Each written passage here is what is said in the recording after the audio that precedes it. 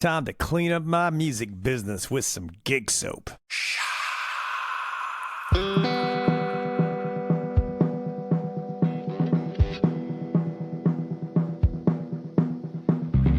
me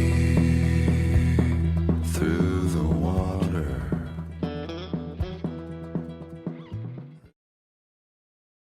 All right. Hey, welcome to the first Gig Soap podcast. I'm really excited to be doing this. It's something I've been thinking about for a long time, is tying in the multiple worlds that I'm in with entertainment, with music business, just personal development, all the things that I'm passionate about that I love to be part of. I've thought that, well, what a cool way to get that out there a little bit more, maybe just and pull in other people like our guest today, is to just do this in a podcast. And what I love about the whole podcast platform is it's normally mostly an authentic podcast or format where we're just having discussions. There's not going to be any editing on these podcasts unless Cory just really says something bad. I'll try to tone it down today. Yeah. I felt I was safe with my first guest, but so let's get right into it though. Cory Jackson is our guest today, and Cory is been a friend for probably getting close to a couple of years.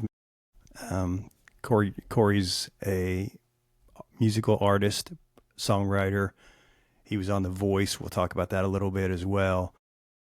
Cory's actually getting ready to start his own podcast too, which I want to talk about that too, Cory, and just get into that. And then Cory is also, he's like all of us. He has gone through struggles. He's going through some things right now. He's on the upside of this. And so love to have, you share a little bit about that as well. But welcome to the show, Cory. Absolutely. Thanks for having me, man. I'm excited to be here and be the first guest for the Gig Soap podcast. So honored, man. Yeah, man. Let's talk a little bit first off. Let's just get a little history here. We don't have to go too far back, but what first of all got you started in music? The first thing that really got me started in music was my grandpa. And growing up, we would go to Silver Dollar City and to Branson and spend, quite a few days. We'd go like quite a few times a year. But I remember just loving bluegrass music, country music, but even the Haygoods, and they kind of, did a mix of pop and all that kind of stuff too. And I was just a huge fan. I've always been a big fan of music, but it wasn't really until I was in my junior year. I think I was right in the middle of my sophomore year of high school. My grandpa had just retired from the heating and air business, and he got a guitar, I think, from Florida. They would him and my grandma would go to Florida for a month when it was cold, like in like January or February. And I remember him coming back and him being like, "Man, I really want you to play guitar with me." And at first I was like, I really don't know about that. And because I was more into sports and that kind of stuff at the time. And it kind of came down to, I was like, you know what? If you'll help me pick out my very first guitar, I'll play with you.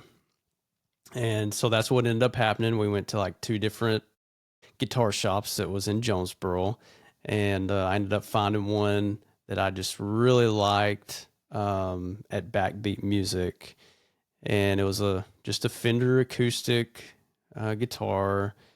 And man, it was like when I got that, I think I had been searching for that one thing that I loved, because I kind of jumped around sports and nothing ever just really, I'd do okay at them and be fine, but nothing just like grabbed me like that I just loved.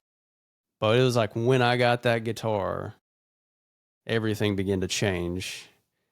And little did I know that it was going to kind of take over my life. Yeah, so let's talk about how that happened. It's one thing to pick it up and just kind of learn a few cowboy chords, but at what point did vocals get involved and you start to excel? I think the cool thing is that I never like felt pressured or you know, worried about like diving into that. It was like something that just happened. When I started playing the guitar, it was like, ooh, I know a couple chords now. What if I tried to write a song? And I always loved to sing in the shower. So I was like, oh, what if I tried to sing a song? Me and you've kind of talked about this a little bit, but I think there's something just amazing and really special when we don't try to force something, and that wasn't forced. It just kind of happened. And yeah, it all just started kind of pouring out once I picked up the guitar, because I was just like, hey, what if I tried this? Oh, well, if I can do that, what if I tried this? Yeah. That's something that I think a majority of people don't ever experience. And it's not that they can't. I mean, but the idea of finding something where time disappears, you Yeah. know, I mean, I experienced the same thing when I started playing guitar. I would work on these these scales and these drills that were most people would think are the most boring things you could ever do. And I would do it for hours, and I would work myself all the way up the neck. And if I made one little error, I'd make myself start over. And it was fun. I mean, Yeah. I loved it, and time completely disappeared. So so as you progressed, what was your first opportunity to sing in front of somebody? My very first opportunity, it was kind of filled with really like sad emotions actually. I was still in high school, and there was two girls and a guy that were in a really bad car accident um going to prom, and two of the girls passed away. The two girls passed away. And I was kind of close to one of them. Like I knew one of them from ever since preschool.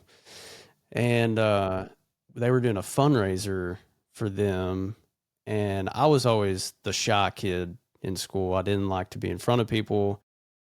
I definitely did not like to read in class or get called on. And I remember going to that fundraiser, and my cousin Audrey, she was kind of over some of the logistics and stuff of it. And they had a karaoke machine, and it was in our auditorium in the high school. And so you could get up on the stage and do karaoke. And um, my cousin, we used to like do skits and stuff to our parents and our family. And she kind of encouraged me. She's like, come on, just come up here and you can see what song you like and you can try to sing it. And I was scared to death. But I was like, you know what? I'm just going to do it. And for some reason, I think my mom had gotten me like a Lionel Richie CD, and I had been just jamming out to that with my stereo in my room. I had a big stereo, and they had a Lionel Richie song in on one of the karaoke CDs, and it was Penny Lover. And so, and so I did that song, and that was the very first time I'd ever played out or ever sung out. And I remember being so nervous. But it was kind of cool because that led to me going and doing a not a competition, but it was just like a little thing for student council at a convention that everybody was kind of playing music, and so I got to get up there and play with my guitar then. But yeah, looking back on it, it's kind of cool how that moment led to that. So So what point did you say this is what I want to do? I mean, I don't want to do anything else. you know, my dad worked with a guy named Mike, who's such a great guy, and he he had asked my dad. He's like, "Well, has Corey ever thought about putting a band together?"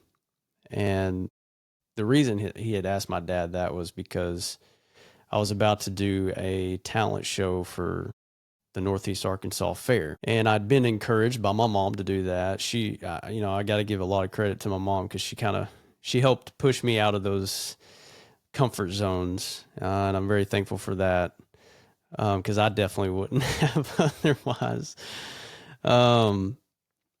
But with my dad worked with this guy and he played drums and he knew a couple guys that, one guy played guitar and another guy was looking to play bass for somebody. And my dad came to me. He's like, "Hey, would you ever want to put a band together?" And I was like, "Well, I've never thought about it. Sure, why not? Let's see what we can do." So we began to practice at his house, and we would drive out there. And I'd already been writing songs, so that was kind of cool. That was the first time I ever got to put some of my songs together and really make them come to life. And I just became more and more interested in it. I remember I was I guess by that time I was in around my freshman year of college. And I think it became more real that like, oh, I might be able to do this as a profession. I never thought about it like that. And because I went into college like, oh, I'm going to do the medical school route, and all that kind of thing. But as we started playing, we didn't really play like, I would say, a lot of bar gigs. We did like some house parties and we did like a couple festivals, and people became really interested, which got me excited. And I was like, okay, yeah, this might really be able to turn into something. And then it got me thinking, well, maybe I don't want to be a doctor. Because I remember telling my buddy Devin when we were standing in the parking lot at Arkansas State University, and I was like, man, all I want to do is play music. So I would say, yeah, it was definitely like around that time where I started my first band and all that kind of stuff that it really became real. So was there a belief level that it was possible at that time, or were you just thinking, yeah, I'm going to see what happens? Yeah, I think there was a belief level that it was possible. I didn't know what it looked like, and there was some guys that were in Jonesboro that had been signed to, I think it was Mercury Records back in like the 90s. And they had ended up coming out to one of my shows and really liked what I was doing. And so then I got involved with them. Well, they knew even more musicians, and then they got me involved. They started dragging other musicians into what I was doing, and just got to meet a tremendous amount of people out of that. And it was also through them that I recorded one of my first songs and ended up doing an EP, 2 EPs with them. I think it was then really when I started working with them that it became, I think, even more real, that I was like, okay, this really could do something. And one of the guys that I was working with at the time, he had found that the Opry radio station had a competition, WSM 650 AM. And he's like, why don't you just go over there and try out and give it a shot? And so I was like, you know what, I'll do that. I was scared to death. I remember being so scared to death of that, but made some contacts that I've still kept up with. And one of the guys that won the second competition, he's a big songwriter now, has had a hit for Cory Jackson. But I guess to back up from that, I ended up winning the first competition. And that's when I was like, oh, I think I'm on my way. A little did I know what all, it takes. But it just seemed like things were happening. Or I guess let me back up here. I've been very blessed to have had so many opportunities that I felt like I stepped in each time and I did my absolute best at that given time with what I had and the knowledge I had and the training that I'd had.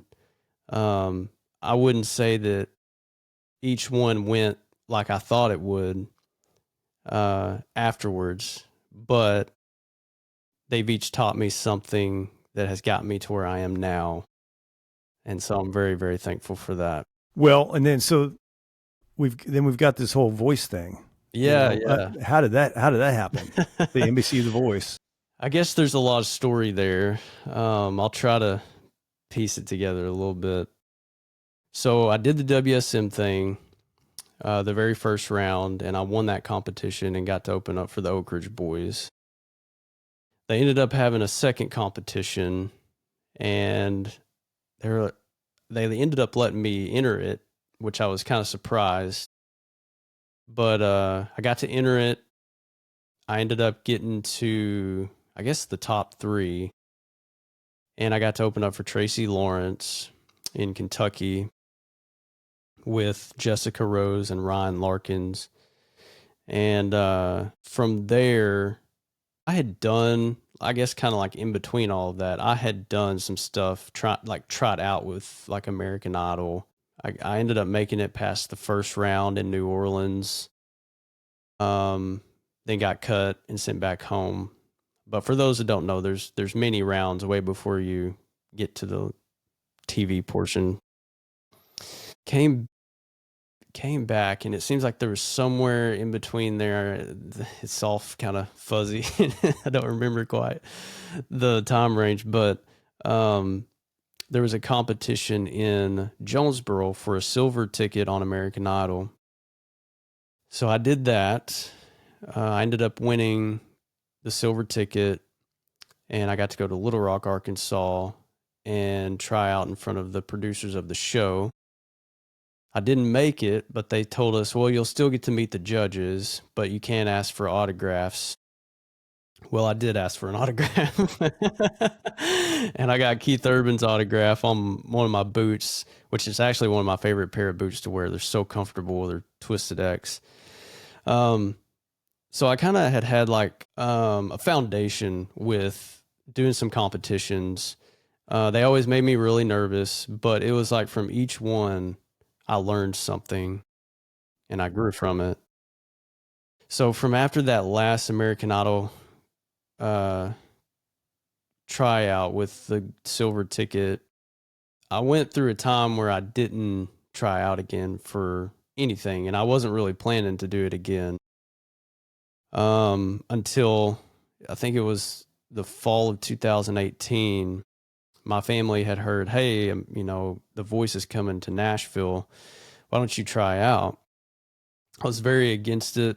I didn't really want to do it because I'd always been a very shy person, and being in front of a lot of people and doing that kind of thing made me very, very nervous. But I was like, you know what?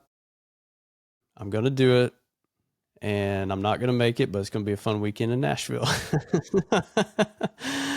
Well, I get there. It's freezing outside. I'm wearing my wax jeans, my skinny wax jeans, and I'm got like barely a coat on, and I'm standing there waiting outside in line. I'm like, this better be worth it. This better be worth it. And I get inside, and they put us in groups of like 10 or something like that. I go into the room, and there's one producer just sitting there with a computer, and he calls us up to this green tape that's just on the floor one at a time. And so we're all going, and I'm thinking, oh my goodness, these people are so great. Like, wow. And he gets to me, and I think I did Already Gone by the Eagles. And he stops me, like within 30 seconds. And he's like, Cory, do you have another song? And I'm thinking in my head, oh, is that one not good enough? All right. It's like, So I was prepared at least. I had like 3 or 4 on the back burner that I'd been working up. And so I did another one, which I think was Beat of the Music by Brett Eldridge. And he got, he let me do like 30 to 60 seconds of that, and then told me to have a seat There was a few other people that went, but out of all those people, he didn't ask anyone else to do another song. And so that really confused me. I didn't really think about it at the time as being as a good thing. Well, everybody finished. He's like, all right, everybody, thanks for coming. Cory, do you have one more song that you could do? I was like, oh my goodness, 2 wasn't good enough. Really want to eliminate this guy, but Right.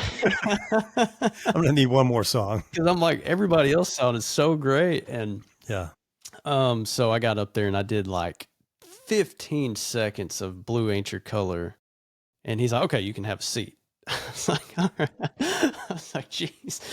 And so then, no one else in the group ended up making it through that round except for me. And felt very fortunate for that. I was so excited. But I ended up having to stay over another night, which I wasn't planning to do another audition and an interview the next day. I can keep going through all the details of this. I know it's very long, but needless to say, there's quite a few steps. Like I went to LA next, and then LA again, and then it finally led to me on the big stage with the back of the chairs turned towards me. So Yeah. So once those chairs turned, I mean, what was the emotion of that?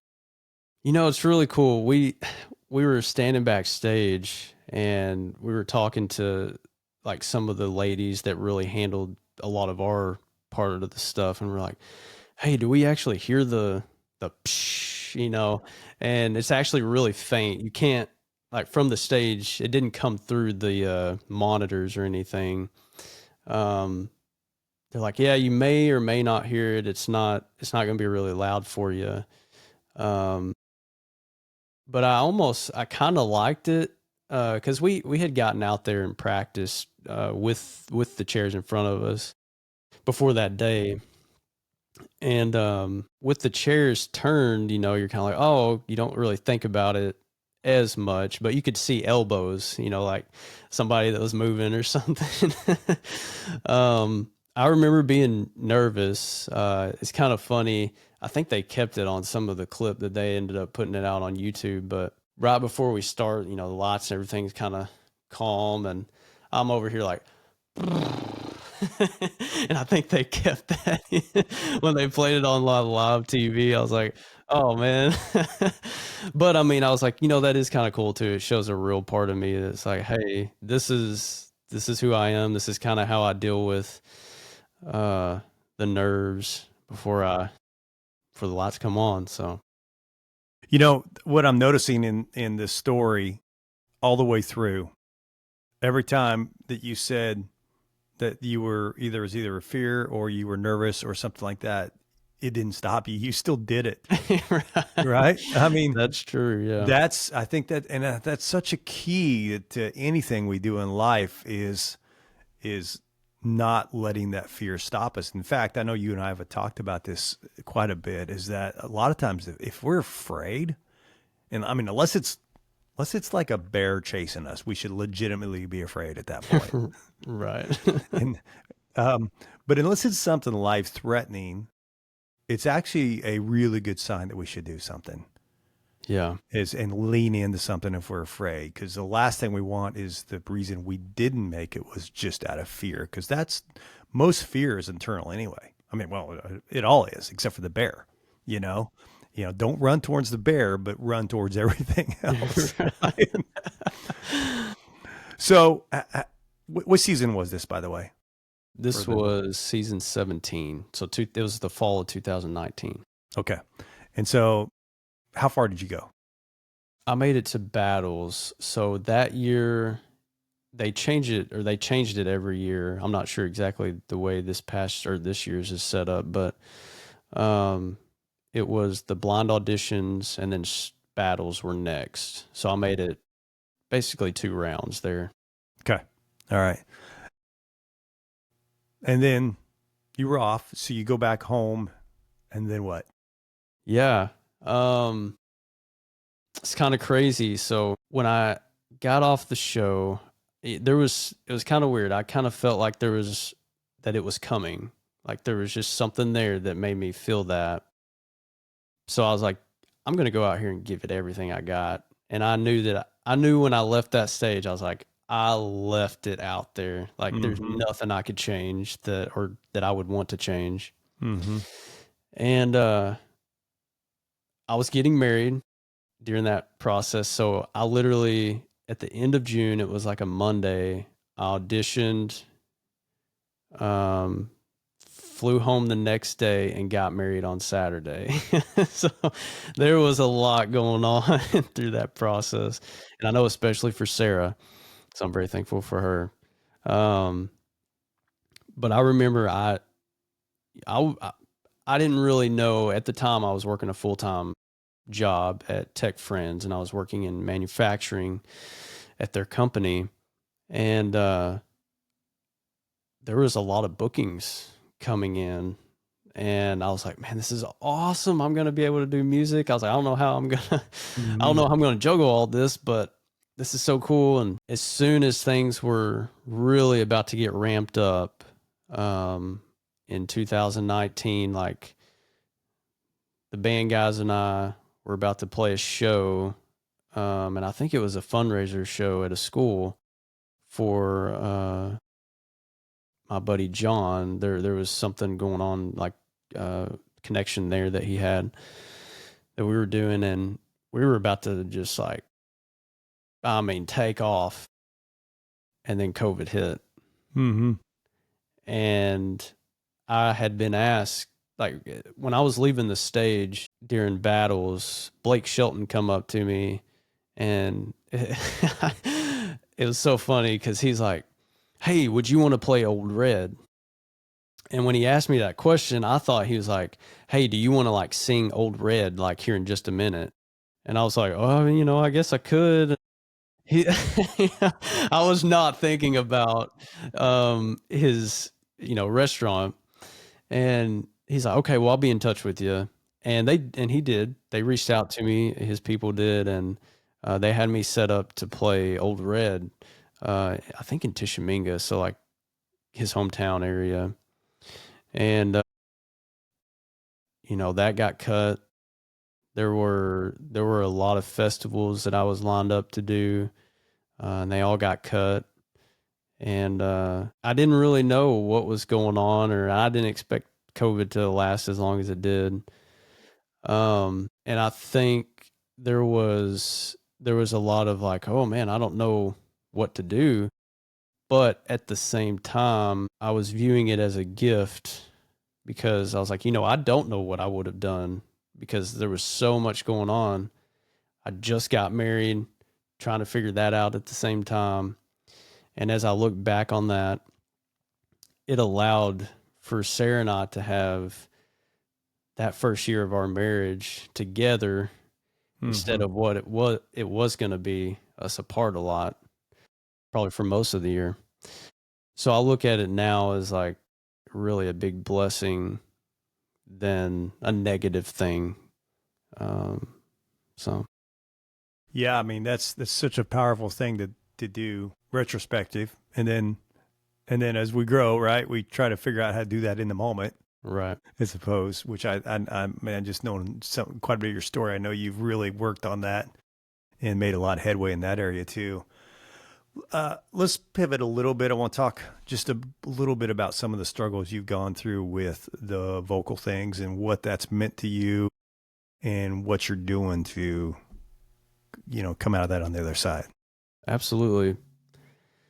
I'd never really had vocal trouble in the 10 years that I've sung. One of my biggest focuses was on vocals and making sure that I was healthy and um, able to sing for long hours and all that kind of stuff. We had a lot of change over the past, I would say, 3 to 4 years in our life as Sarah's medical school got busier, and then she started having to travel her last year of medical school. I had, in and amongst that, I had quit my full time job because I had an opportunity to. Some people may or may not know this, but I had an opportunity to begin worship leading. And I ended up taking on that role because I was like, man, this is so cool. I can do something that I love and, not have to go to a job that, yes, I love the people, but it's not the end result that I'm wanting to get to. And with Sarah traveling, then I ended up starting worship school. And my faith has always been a very, let's see, what's the word? It's been a very foundation for me. And however, I guess to be real honest, my relationship with God, though, wasn't as deep as I would have liked it to be either. And worship school really pushed me in ways that I had never experienced God or listened to the Spirit and I'm still learning those things. I think I always will be, but it pushed me in ways that I'd never expected, and that was very vulnerable and very, very hard at the time, but I'm so thankful for. I think a combination of, because Sarah was going to she spent a month at Columbus, Ohio, in Oklahoma. There was all these different things going on. And then when we found out we were moving to Kansas City, we just didn't expect it. So there were so many things that were very up in the air that I think really at times, and with Sarah too, we were just holding on. It's like, we don't know what's happening, but here we go. And I think that to kind of bring this back here, when we moved, it was such a big change as well, that I had been the one that had been working all the time and always busy, that when we moved, the roles changed for us. Sarah is now the one that works all the time, and not that she didn't before, but it's just residency is a different game. And it's been very difficult for both of us, especially the first year when we moved here and I was still trying to travel back and forth and play music, and play at church at times. And I think everything from those past few years, now that I had time to kind of sit, I broke, really. It was kind of like, okay, something's got to change. Let me back up for a second. I am a people pleaser. And I think I have always been that yes man. Like, yeah, I'm going to do that. And I begin to realize, no, I can't. And, well, I guess I could, but things are going to have to be sacrificed for that. And it's like, okay, what's that going to look like? And, for me, family's always been very important. So I was like, well, Sarah needs me. It is time for some change to happen. I think my vocals, I had gotten in a place where I hadn't done a whole lot of solo stuff before. I had mainly done full band stuff, or if I did do a solo stuff, I had a couple guys with me. And I tried to take all that on myself. And, some people can handle that really well. And for me, it's not that I couldn't handle it, but I wasn't having fun anymore. Mm-hmm. And I was missing the energy. Life had changed and I didn't want to accept it. And I remember, man, I'm so fortunate, and I feel so blessed to have come to Kansas City. And sorry, I hit my mic, and and to have had such an amazing reaction from the people here that have just come to so many of my shows, traveled with me to come to wherever I was, whatever bar, restaurant, venue, whatever. And I remember I would be like, man, they're having so much fun. Why am I not having fun? Right. It's not adding up. And I mean, I did. I got to where I was over trying and I didn't have to. And I'm like, what am I doing? Like, these people are happy. I'm not having, I shouldn't feel like I have to please anybody, like, except for God. And it's like I just couldn't get out of that headspace. And then along with what I was having vocally, I was like, I remember coming to God in November, and I was just open-handed. And me and you've talked about this. And, I just encourage anybody that's going through anything hard, instead of trying to hold that fist of sand, just to open it. And you can hold so much more in your hand when you come open-handed. To give an analogy anyway. But I remember in November, things were getting better vocally. I was feeling better. But I would still have these shows where it was like I would revert. And then by the end of it, my voice would hurt. It would hurt not just that night, but for the next day or two. And I was like, man, something's got to change. Something just ain't right. In January, after a show that I had, I was like, I didn't expect this. I didn't see this coming. But I was like, it's time for a change. And I was sitting really down here and on the futon over here, and was praying and still open-handed, and was just like, okay, God, what are you saying? And that's when I really felt like, I think I need to cancel everything for this year. I've got to heal vocally, but not just vocally, in so many other aspects of my life, so that I can be there for my wife and for others. I'm pouring out so much, it's like my cup was empty. And I didn't see it coming, but I remember going back to bed, or trying to go to bed that night, and I couldn't sleep. And I was like, when Sarah gets up, which is like 2:30 or 3, I was like, I'm going to get up and tell her that I'm canceling everything for the year. And so I did, and she was just so supportive of that. And I can't say that it's not been hard. Man, I've cried many tears, and have been on my hands and knees, just at times trying to be like, what the heck's going on? I don't even know. And but I'm so grateful for this time, because it's changed my life. Sorry, I didn't mean to get emotional, but it's changed my life in so many ways. I'm still learning as I go through it. And I used to be a workaholic and worried about money and all those things. But it's amazing when you let go and let God, what happens. It's just truly, it's amazing. And, I haven't been through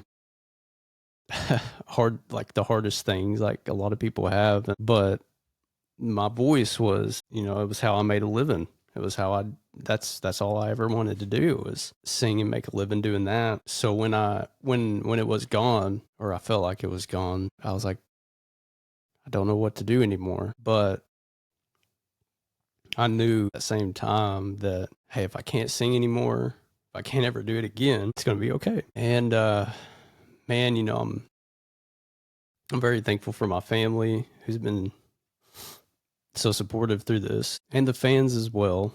They've been so kind and so understanding. And I've known that going through something like this has changed the way that I look at life, the way that I look at the things that we take for granted, in such a different way. And man, I'm very thankful for you and the way you've helped lead me through this, to face the fears that I've had,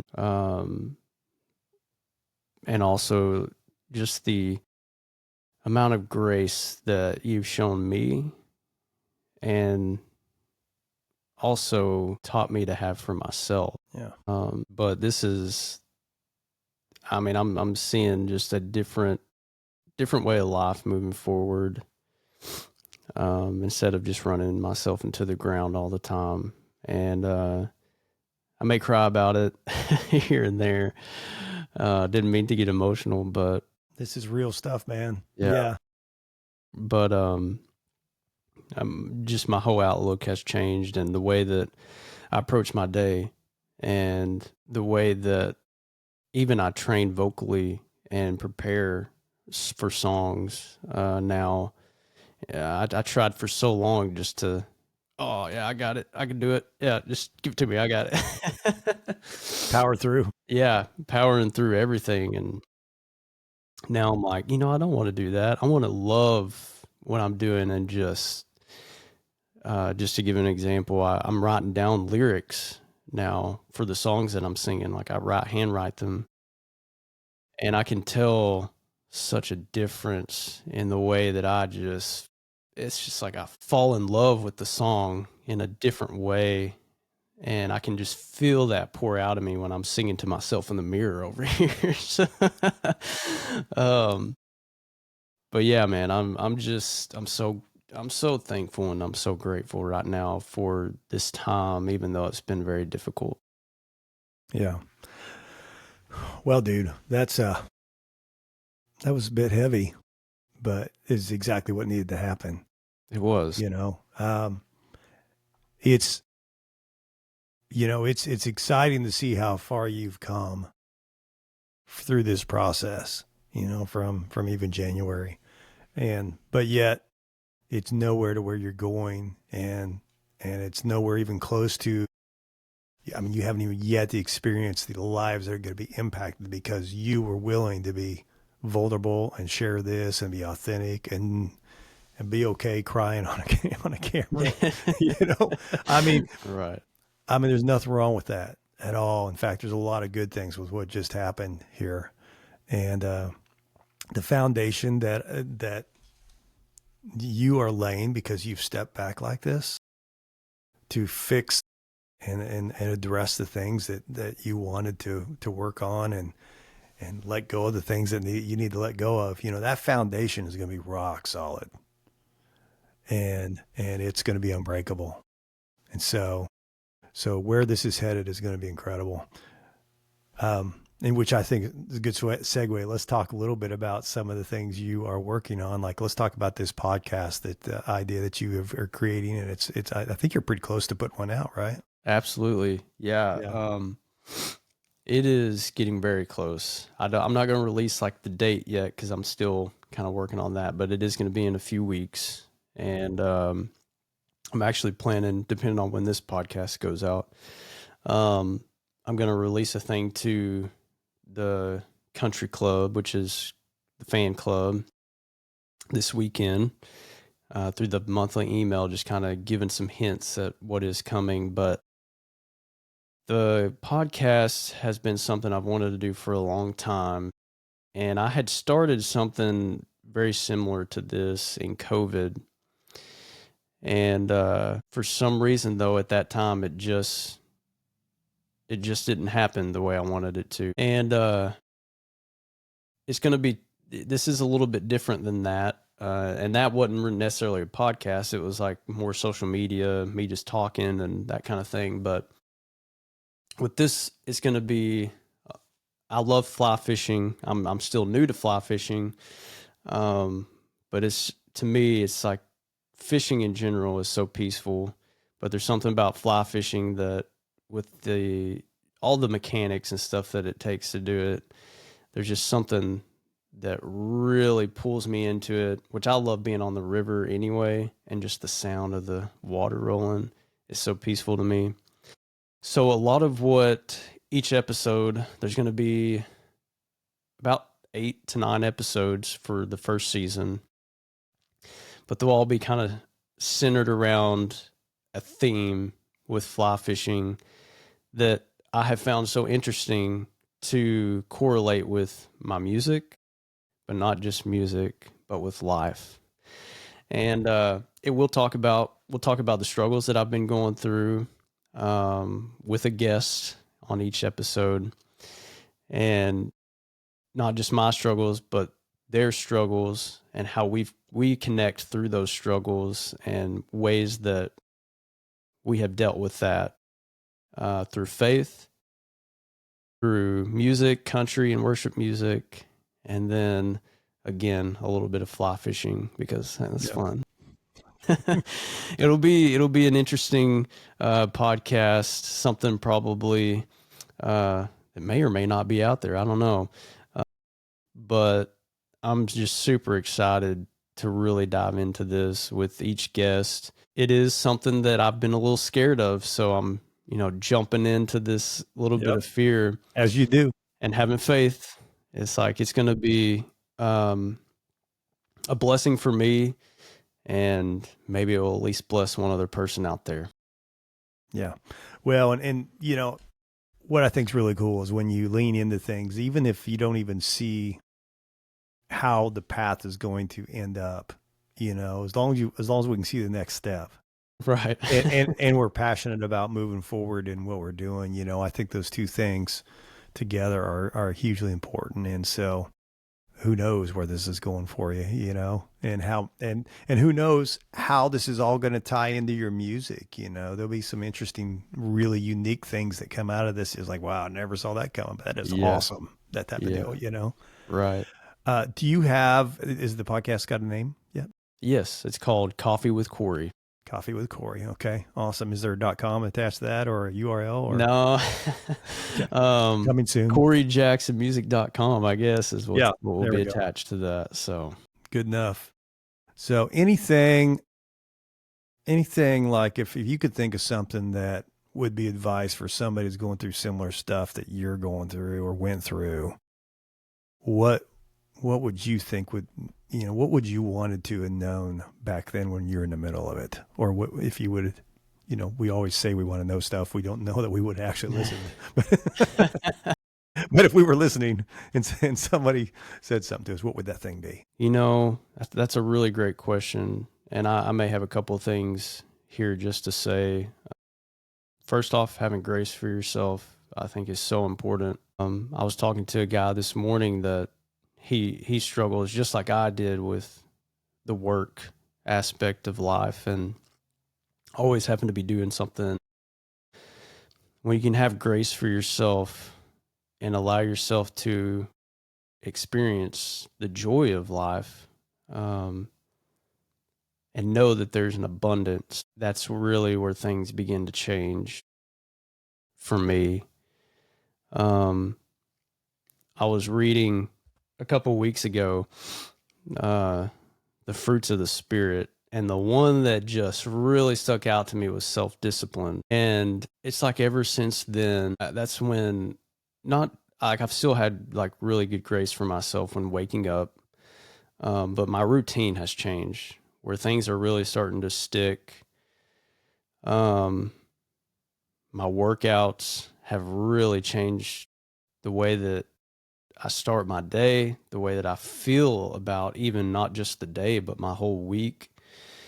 And so my encouragement to someone that's experiencing a difficult time, or maybe experiencing something that I've went through, is to have grace for yourself, to not give up, because I think that something that I talked about in that we were talking about in a men's group that really stood out to me this morning was, the devil wants you to think wants you to fear and feel like there's not an abundance. But God's over here is like, hey, you have all that you need, and there's plenty if you just look to me. And that's not easy in the moment, but if you can